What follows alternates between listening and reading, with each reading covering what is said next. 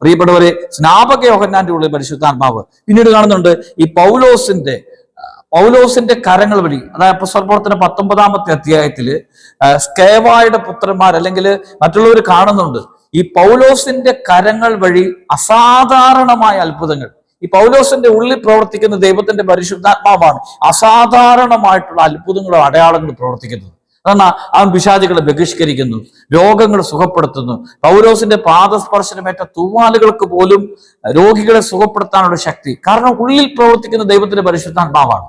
അല്ലെങ്കിൽ പത്രോസിന്റെ കൊർന്നേലിയസിന്റെ ഭവനത്തിലേക്ക് ചെന്ന് കൊർന്നേലിയസിന്റെ ഭവനത്തിലുള്ള ആളുകളോട് വചനം പ്രസംഗിക്കുമ്പോൾ കേട്ടുകൊണ്ടിരുന്ന എല്ലാവരുടെ മേൽ ദൈവത്തിന്റെ പരിശുദ്ധാത്മാവ്. പത്രോസിന്റെ ഉള്ളിൽ കിടക്കുന്നത് പരിശുദ്ധാത്മാവാണ്. അതുകൊണ്ടാണ് പത്രോസും യോഹന്നാനും ഗുണന്തനായ മനുഷ്യനോട് പറയുന്നത്, സ്വർണമോ വെള്ളിയോ ഒന്നും നൽകാനില്ല, നസ്രായനായ യേശുവിന്റെ നാമത്തിൽ. ഉള്ളിൽ പരിശുദ്ധാത്മാവുള്ള ഒരാൾക്ക് ജീവിതത്തിന്റെ ഏറ്റവും വലിയ സന്തോഷം ഈ ആത്മരക്ഷയ്ക്ക് വേണ്ടി അധ്വാനിക്കുന്നത്.